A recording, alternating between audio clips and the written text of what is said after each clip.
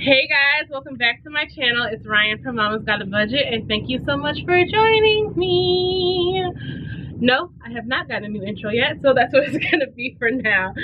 First of all, thank you guys so much for your patience, for staying with me, for staying subscribed, for checking for me, for still remaining active in the Facebook group, on Instagram, and all the other platforms besides YouTube. You guys, y'all hold me accountable, and I love that about you. So thank you so much. The reason why I was away is because I was blown away by your support. Getting orders out in the shop is not easy down here. It's a one-man show, but I'm trying to make it through. I vowed to myself to come back to YouTube and make a consistent effort to be back starting the month of July. So here we are. So thank you so much. I hope that you are all happy and well and safe. First of all, and y'all, so much stuff has been going on. I hope that you guys have been, you know, paying attention to the things, not only in the media, but behind the scenes as well, to know that Black Lives Matter. Thank you guys so much for your support during the donation to the George Floyd Fund that we did for the July limited edition kit. Sorry, $3 of every sale went toward the George Floyd Memorial Fund. I'll post the receipt right here. We were able to make a contribution. I think it was $306 with you guys' orders and support from the shop. So thank you so much. So I wanted to hop on here today. The purpose of today's video is to go ahead and jump back into budgeting. I have had a couple questions on will I ever share my Excel budget with you guys again, and yes, I will. I was going to kind of do that as like premium content, but I may come back here and there and show you guys my Excel budget, because I feel like with those videos I get a lot of questions and they're kind of like formatting questions or formulas and things like that, and I don't feel like the YouTube comments are the place to be answering those. So I feel like if we had a separate platform like Patreon or something like that, let me know down below if y'all would subscribe if I did my budgeting on OnlyFans. That would be hilarious. I would be like the first in the budget community doing their budget on OnlyFans. Like, hey ladies, today I'm gonna show you how to do your budget. No, I'm just kidding. So I was thinking about making that premium content. I don't know, or maybe just make it like one-on-one type of coaching. I don't know, but you're in luck because today I'm doing it. So I'm gonna jump over and show you guys the computer screen and everything that I have coming up for the month of July. Now usually I like to do these beforehand, but not today. I have not had time to even prep for this video really. I just set up my ring light and got a tripod, turned on the camera, and this is what I wore to work. So I'm just down here.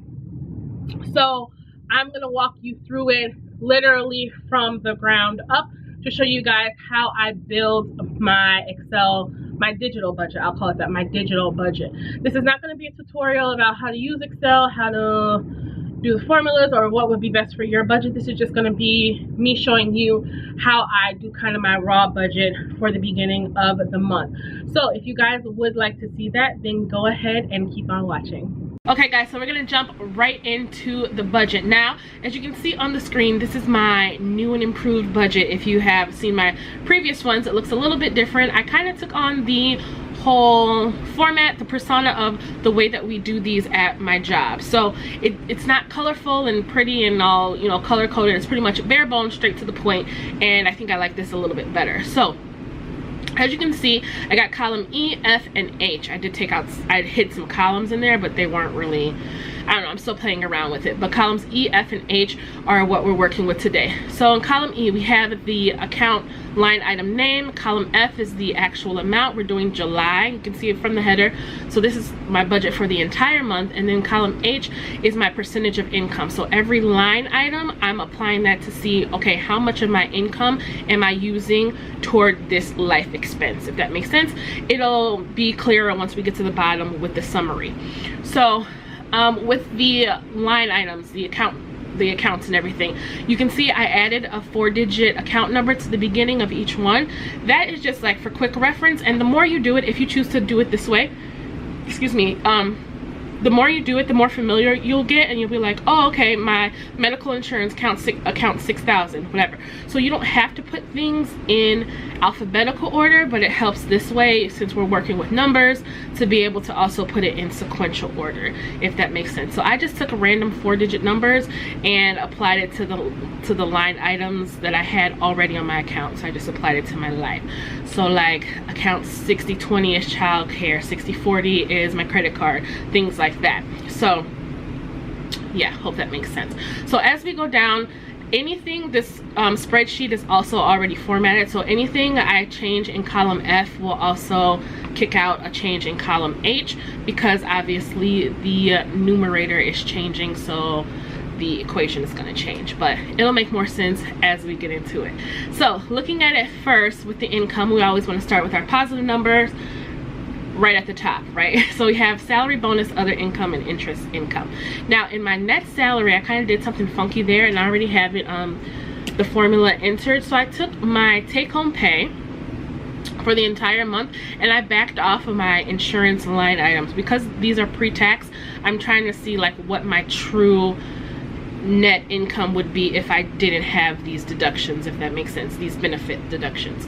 So my total income for the month of July, and this is just from my 9 to 5, this doesn't include any MGB income, Mama's Got a Budget income, anything like that. I keep a separate spreadsheet and planner for that. That's like side hustle type stuff. So my net salary for the entire month is $2,897.88, and that's if I didn't have, if I had to pay taxes but I didn't have benefits. That's how I explain it. And that's 45.27% of my income.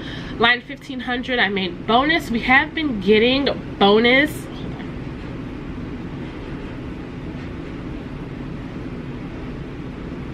on. Okay.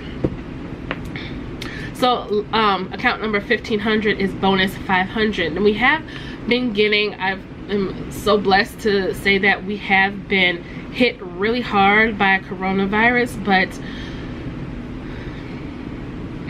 start over. So line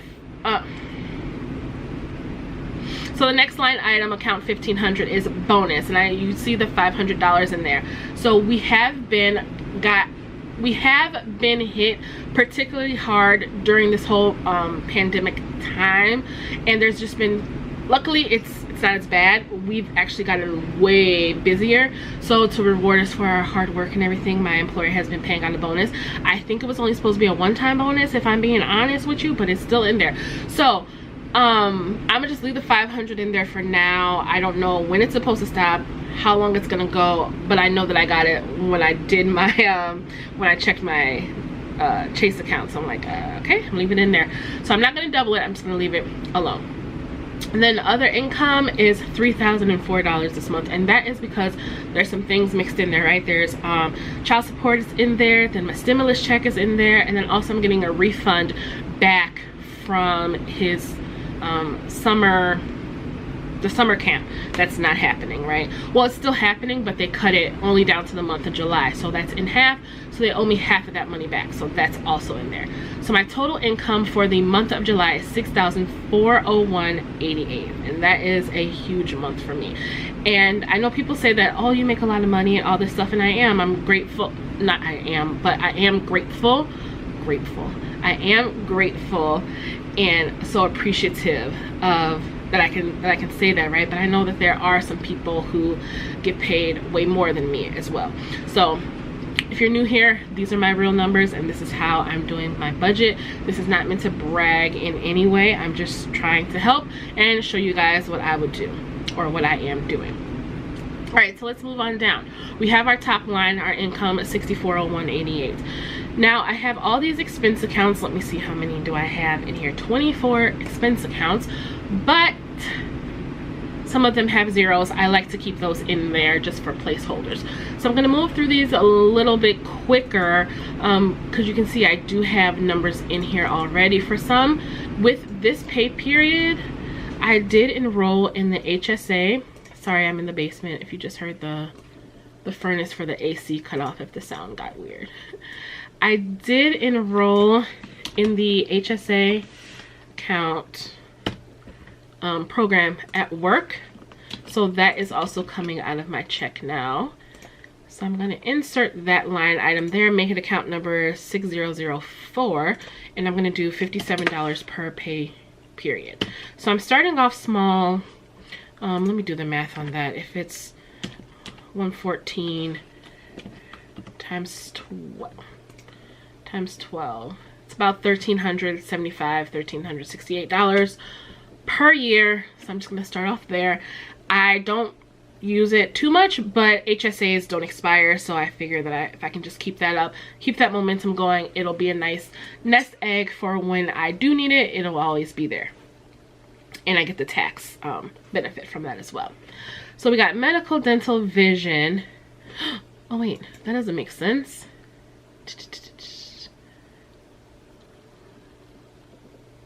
Let me make sure this isn't including. All right. And usually I work this before I jump on camera, but I haven't worked anything except the income line item up at the top so far. Okay. And I didn't even do that right because I just added in the 57. So then that actually bumps my total income up to $64.58 because I'm adding that $57 back in the income so that I can take it out in the expense down here. So let me just check to make sure that's right. So I'm subtracting the bonus, which is fine because I'm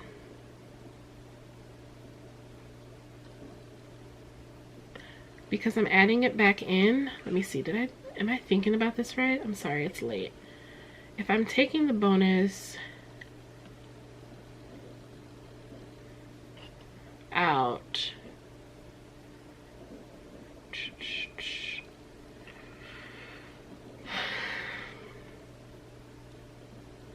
yeah, I'm taking the bonus out because I don't usually get the bonus in that take-home pay. Okay, so that's right, but I don't have an account number, and I don't want to change my vehicle insurance account number, the 6003. So it's gonna go medical, dental, vision, vehicle, HSA. I would rather have them all together, but it's okay. So medical is $231. That's times 2. Oh, did I do? I know that's times 2. That's correct, and that's correct. So I don't know why I only had that for 1.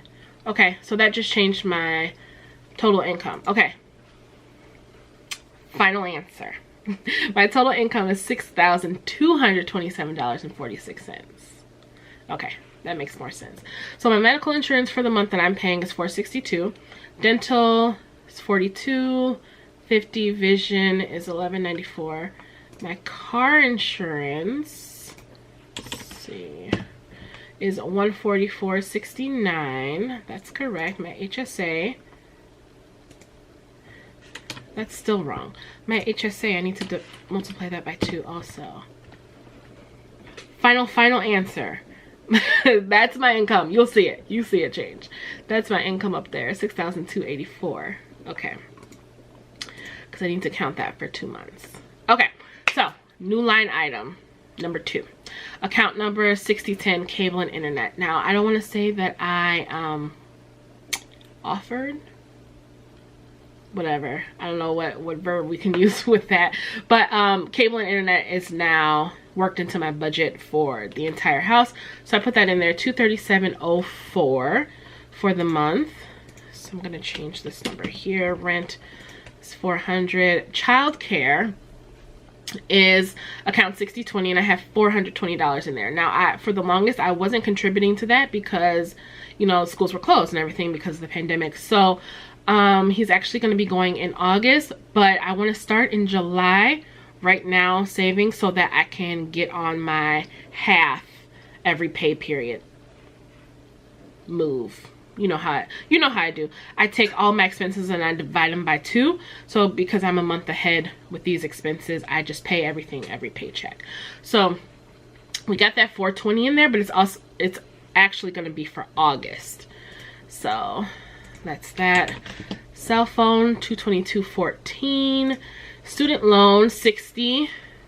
You know what? Let's make that $120. So I haven't paid that because it is deferred, you know, for the pandemic. This is my first budget that's going to be kind of like getting back to normal after the pandemic and things are becoming due again.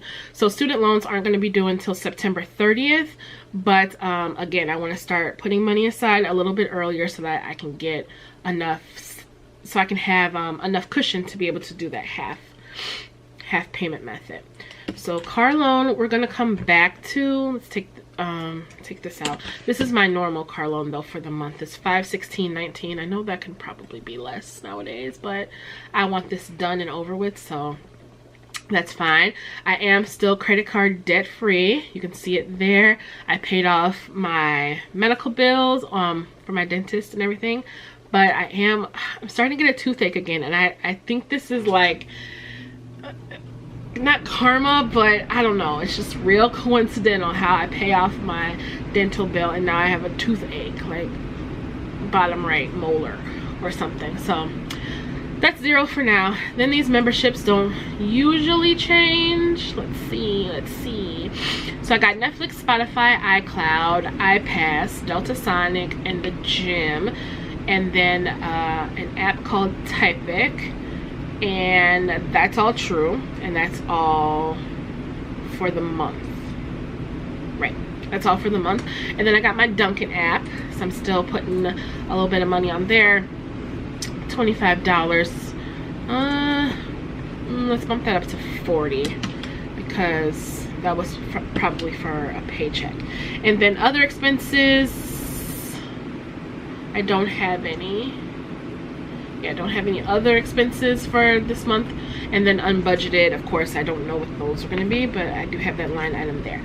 So total expenses for right now, I'll go back and change this car loan, remember, is $2,811.29. So let's go down to the savings. And I have 5 savings accounts, you can see. So I have 3 of them filled in right now.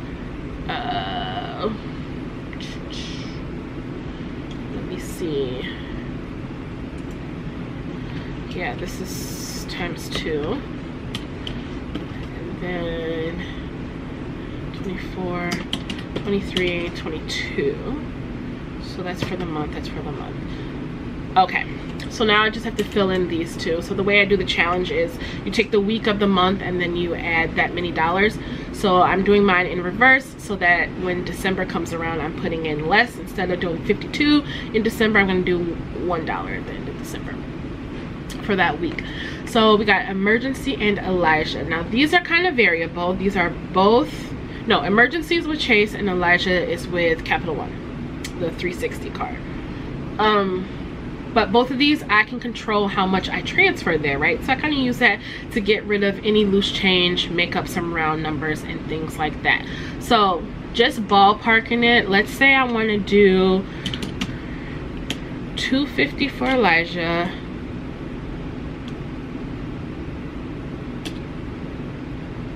$600 for Emergency. I'm just making it up right now. That brings my gross profit, which at this point is my net income, to $2,363.17, which means I'm gonna have $2,363.17 to divide up into my sinking funds and cash envelopes. Now that may be a good number for you, but for me, I don't use that much. I don't use that much for my cash envelopes and everything. So I don't really have these high dollar sinking funds, well, except for home/furniture. That's my biggest one, but I haven't ever put, you know, more than what, $600 or so, 7, 8 into sinking funds. So that's way too much for me. So I'm gonna take most of that and toss it up into my emergency fund. And I can see myself in the future maybe using some of my emergency fund toward my house. So it's kind of like a dual purpose thing there.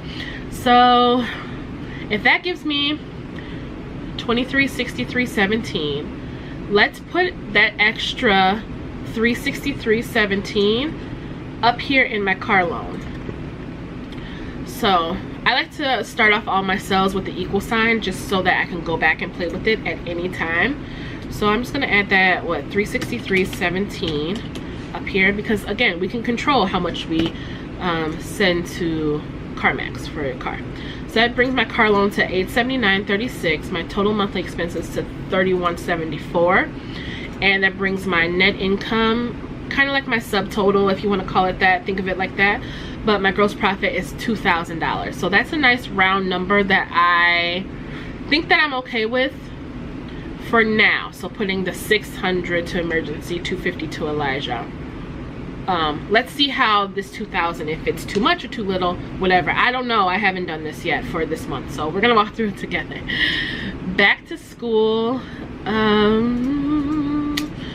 Let me see. I do have that refund that I'm getting back from his summer camp. So let's go ahead and put $300 into back to school.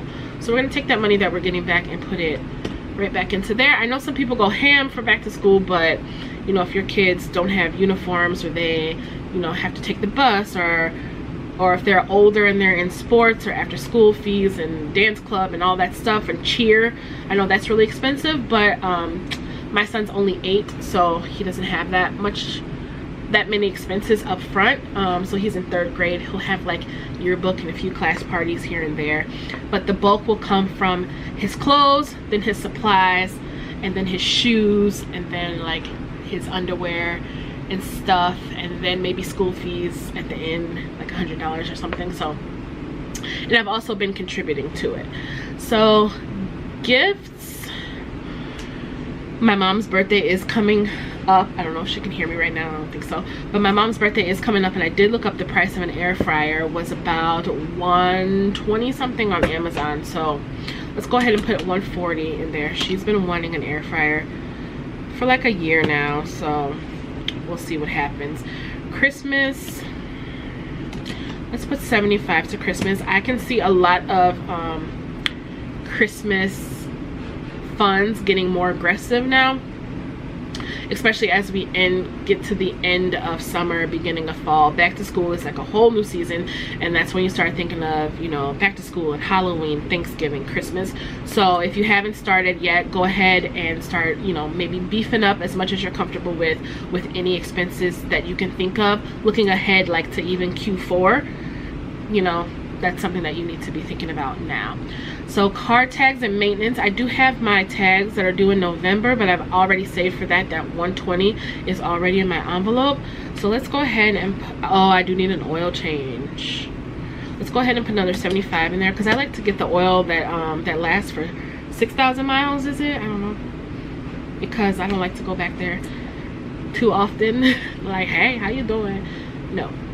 And I forget a lot. So I need to stretch it out. Summer child care, we can finally put $0 there. That'll be $0 for a while. I probably won't pick it up until, well, we can sign up for summer child care as early as I think February. So I'm going to take a little breather for that. I'm not sure when it'll be back, so a couple months. Home and furniture, I'm going to keep empty for now. Let's do health. Let's put $30 in there, because with back to school season comes flu season and physicals and dental checkups and things like that. So we have pretty good insurance, so let's go ahead and put $30 in there for now. And I'm contributing to the HSA as well, so I don't mean to brag, but I'm kind of an adult, you know, so I'm just kidding. Passports is paid off, so I can actually go ahead and retire that whole account number. Vacation, I do want to go somewhere, but I'm kind of a little bit scared. So how much do we want to put in vacation? 50? I don't know, y'all. Okay, so without home and rainy day, we're at $681. So for my sinking funds, so that means if you scroll down here, I have this net income line. It's $13.19, and you guys know I like to get to 0. So this is pulling the totals from, it's taking the income up here, subtracting off all the expenses, the savings, the sinking funds, and the cash envelopes. I still have $1,319 to play with. So my biggest expense looking ahead to the cash envelopes will probably be groceries, clothes. I do need some more clothes. Okay, so let's do $400 to home, and we can still leave rainy day blank. So that still leaves me with $919, as you can see at the bottom in cell F73. So sinking funds, I assigned accounts that start with 9s. Sinking funds is accounts that start with 8. Cash envelopes are accounts that start with 9. So clothes and shoes, hair and beauty, dining out, you guys know the deal with that. I haven't added any new ones into here. Can I do some new clothes? Okay, I'm gonna put $150 into clothes and then use the rest of that and use that to supplement what I already have. Let's go with that. Excuse me. Hair and beauty, I've been a little bit more into doing my hair lately. Let's see. So my hair plus haircuts for the month of July. Let me do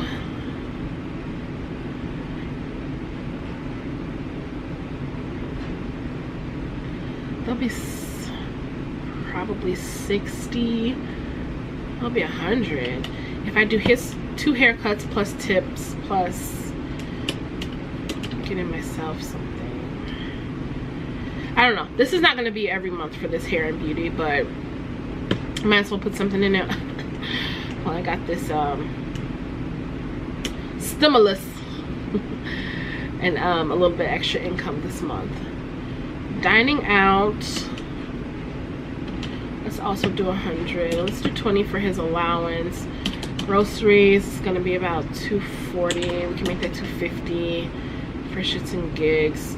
Spending and miscellaneous, I would like to do 80. And usually I don't even go through that much, so it's fine.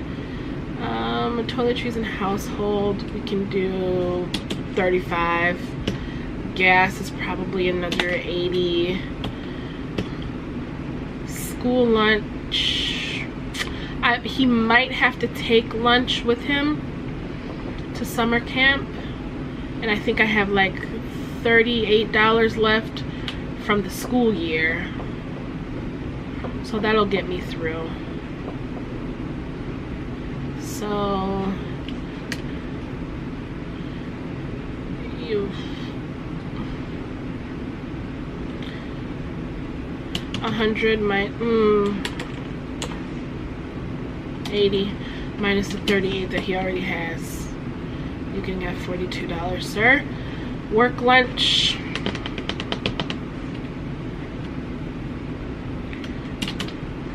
$30.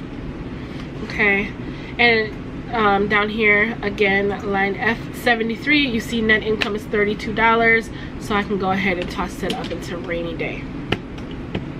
That brings my net income down to 0. So that calculates it for us, as you can see there. So wait, my total sinking funds, why is this off? So you gotta kind of gotta be a little investigator. If things don't make sense, find out why they don't make sense.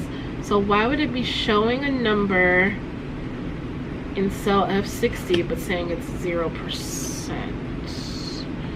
Is this correct?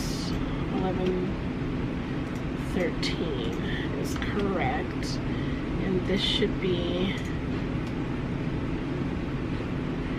oh, why is it pulling that? This should be pulling F12, not F25. So 17%. So if we want to check that,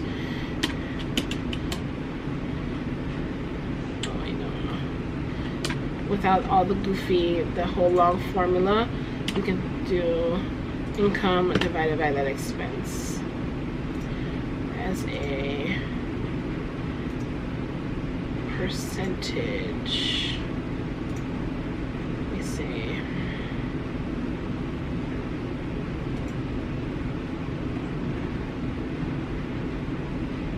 My total income. No, why did I do it backwards? Y'all, I'm sorry. I swear. I'm not this crazy. I am crazy, but I'm not this dumb. So yeah, it's rounding to 18%, but if you expand it, it's 17.71. Okay, so that formula is pulling correct. So my sinking funds are 17%. My savings are 36%. My expenses are only 7% is not right. So you see this right here? If my total income is 6,000 and my expenses are 3, I think we know what that should be closer to, and it's not 7. So let me go ahead and see what this is pulling, and it is pulling F2, but it should be pulling F12. Okay, pay attention. There we go. 50.51% of my income is going toward bills, basically. It's not usually that high, but I did apply more toward my car loan, and I added in cable and internet and my HSA, so that accounts for that. And then of course open enrollment always goes up a little bit, so 7% of my income is medical insurance alone. So that is what accounts for that. And then childcare is back. So a lot of moving parts, but this is the bulk, as you can see up at the top, and then it dwindles down to, you know, a couple dollars here and there. So, and then percentage of income, and your income, total income should always be 100. So we got that.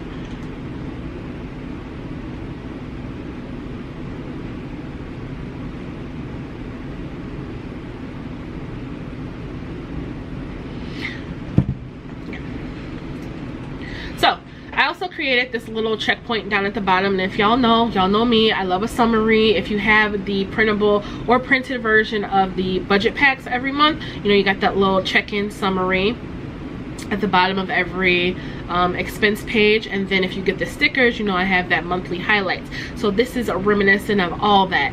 I don't think I can go anywhere else in my budget without this little summary piece right here. So we have income, bills, debts, savings and sinking funds, cash envelopes, total expenses, and variance. So this is a snapshot of everything that just happened above it. And now it looks like something is a little bit off in here.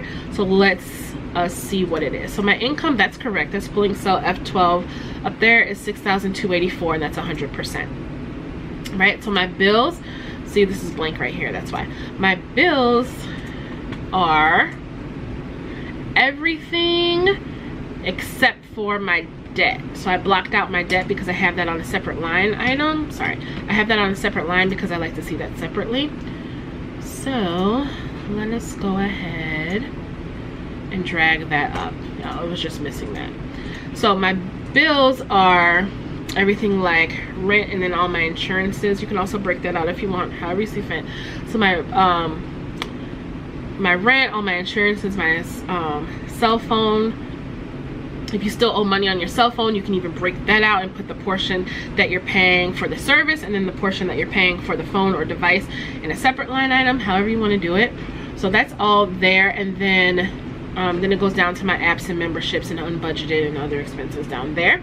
So that constitutes for 34.61%, which is okay. It's a little bit higher than they say it should be. They say that 30% of your income, no more than 30% of your income should go toward your bills in order for you to live comfortably. But then again, because I had a little extra income where I was living comfortably, I'm able to put more toward bills. So maybe it would have decreased. It probably would have decreased had I, you know, not added in cable and internet and HSA, or put more on my car note. So not too bad. 34.61% of my income is bills. Debt is right under $1,000, which is 15.9%, which is pretty good. Again, I am credit card debt free, and I did pay off my dental bill, so that is helping that cause as well. and savings and sinking funds. I like to kind of group them together because if you think about it, sinking funds are that you're saving for an inevitable expense or something that's time sensitive. So I like to lump those together. So total is over $2,000, which is pretty high. I haven't gotten that high. I haven't gotten that high in a while with that, so I'm impressed with that. And the fact, even though it's only a little bit higher than my bills, that still makes me feel good that I'm putting more toward my future than I'm currently paying the man that I'm sending off to bills or whatever. So every little bit helps. Celebrate these small victories. So we were like, what, 0.7% above the bills. We're going. Cash envelopes is a separate category. That's cash spending.